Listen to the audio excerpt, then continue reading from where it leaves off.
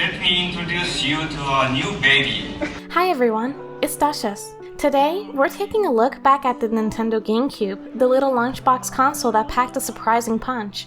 Released in 2001, the GameCube followed up the hugely successful Nintendo 64 and its cartridge format by being Nintendo's first foray into compact disc media. But rather than standard DVDs, it utilized a proprietary miniature optical disc called the GameCube Game Disc, holding a maximum of 8.5 gigabytes. While a novel approach solving potential piracy concerns, this miniature disc format proved to be a double-edged sword.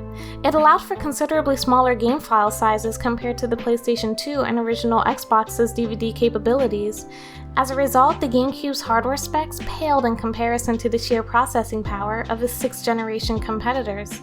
However, just because the GameCube lacked the same graphical horsepower doesn't mean it should be simply brushed aside as an underpowered console. The GameCube established itself as a formidable platform, boasting an incredible lineup of exclusive first-party games you couldn't play anywhere else. Over the course of this video retrospective, I'll be taking a look back at why the GameCube deserves way more reverence and understanding as an underrated gem. Despite being overshadowed by its technologically superior competition, this little disc-based console left an indelible mark on my childhood and the gaming landscape that still resonates today.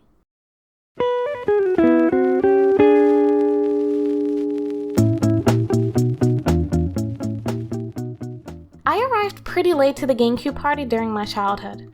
As my family was staunchly committed to the Sony home console ecosystem back then, investing in Nintendo hardware didn't cross our minds until I was a preteen. However, the tides slowly began to change around 2009 or 2010 when my brother brought home a refurbished Indigo GameCube he had purchased at GameStop. It was a cloudy day that became forever etched in my memory. My brother walked through the front door, backpack in tow, and eagerly brought me to his room. Setting the bag down, he unzipped it to reveal that sleek Indigo lunchbox design, a stark contrast to the PlayStation consoles I had grown accustomed to.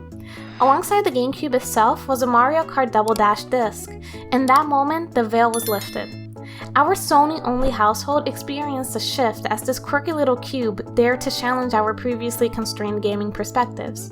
Before we even made it to the main menu of Mario Kart Double Dash, my brother and I were instantly captivated by the GameCube's iconic startup sequence. As the console came to life, we were treated to a tantalizing vision, the spinning GameCube emblem giving way to a brief cosmic trail through deep space.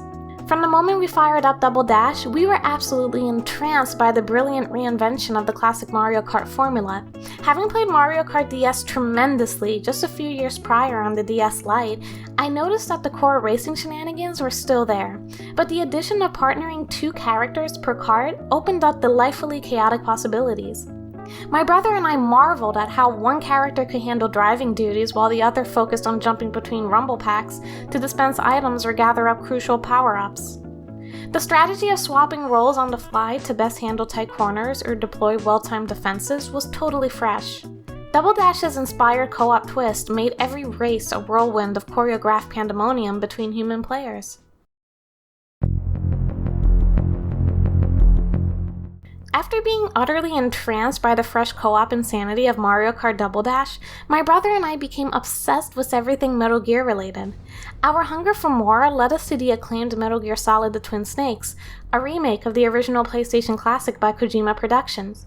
However, in our eagerness, we failed to account for one major obstacle: the game's mature rating. Knowing our parents' reservations about M-rated games back then, we had to muster up the courage to not only broach the subject, but bring them into GameStop to buy the game for us. The embarrassment of having the employee thoroughly explain to our parents in painstaking detail how the Twin Snakes contained rampant violence, strong language, gore, sexual themes, and yes, even depictions of drug use was unreal. First off, my brother and I knew that the game contained nothing more than some well-choreographed punch kicks and faintly suggestive dialogue at worst. We had no idea where the GameStop employee was pulling this stuff out of because it definitely wasn't from the game. Somehow, my parents still ended up buying the game, probably because of their trust that it didn't have much of the stuff the employee was telling us it had. At the time, the Twin Snakes blew our preteen minds. We had never witnessed such an ambitious recreation of a bona fide classic with visuals and production values that put the original PlayStation version to shame. The remade cutscenes played out with the kind of cinematic flair and direction that felt like we were watching a legit action movie unfold. Solid Snake's combat moves oozed with a level of detail that made every punch, kick, and reload look gracefully lethal. The updated graphics gave familiar environments like Shadow Moses Island a gritty, far more realistic makeover that somehow made the stealth gameplay feel higher stakes. For kids who had only experienced bright, cartoony games, the Twin Snakes opened our eyes to just how cinematic video games could truly be. But looking back on it now though, those remade cutscenes definitely ventured into campy territory more often than not. Sorry, I forgot. Damn!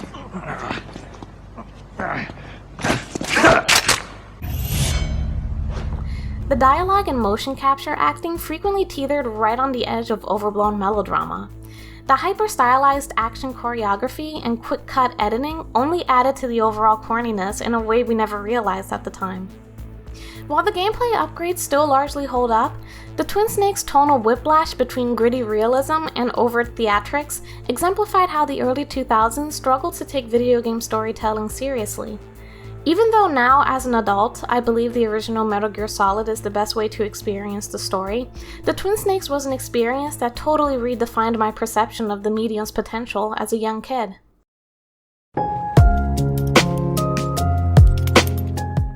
My early GameCube days were constrained to family-friendly hits like Mario Kart Double Dash and the wonderfully absurd madness of the Twin Snakes, but when I became a preteen, that all changed. With a newfound sense of responsibility and disposable income from allowances, I was finally able to dive headfirst into the iconic franchises that defined the GameCube experience. The Legend of Zelda series in particular completely captivated me during this pivotal phase. The level of detail poured into the Wind Waker's cel-shaded adventure completely transported me to a whimsical world I never wanted to leave. From there, I became utterly obsessed with the mature narrative depth and dark atmosphere of Twilight Princess, a stark shift that proved just how versatile the franchise could be. The addictive small-town charms of Animal Crossing on the GameCube and its cozy life simulation gameplay loop, for instance, and the atmospheric first-person sci-fi exploration of Metroid Prime blew my mind with how much immersive storytelling could be conveyed without words. What started as a curiosity sparked by the GameCube ultimately bloomed into a full-fledged gateway into some of gaming's most revered and influential franchises. The GameCube may have been late to my party, but it arrived just in time to leave an indelible mark during my formative gaming years. While the GameCube never came close to dethroning the commercial juggernauts of the PlayStation 2 and Xbox, its oft-overlooked legacy should not be disregarded as an obsolete underachiever. In many ways, this console represented the culmination of Nintendo's daring design philosophy and unflinching commitment to prioritizing game innovation over mere technological prowess. Yes, the mini DVD disc format proved to have critical shortcomings that handicapped the GameCube against its competitor's superior storage space. And yes, the console's diminutive size made it notoriously difficult to keep cool under extended play sessions. But what the GameCube may have lacked in bleeding-edge horsepower, it made up for with overabundance of character, personality, and an unmatched library of pure fun. Ultimately, the GameCube's staunch perseverance in the face of overwhelming technical shortcomings is exactly what makes it so beloved in retrospect. It was yet another classic case of Nintendo simply doing Nintendo, marching to the beat of their own drums. And that's my take on this. Thank you for watching the video. If you're someone who loves exploring the depths of the gaming community, hit that subscribe button below and turn on notifications by clicking the bell icon. See you guys later.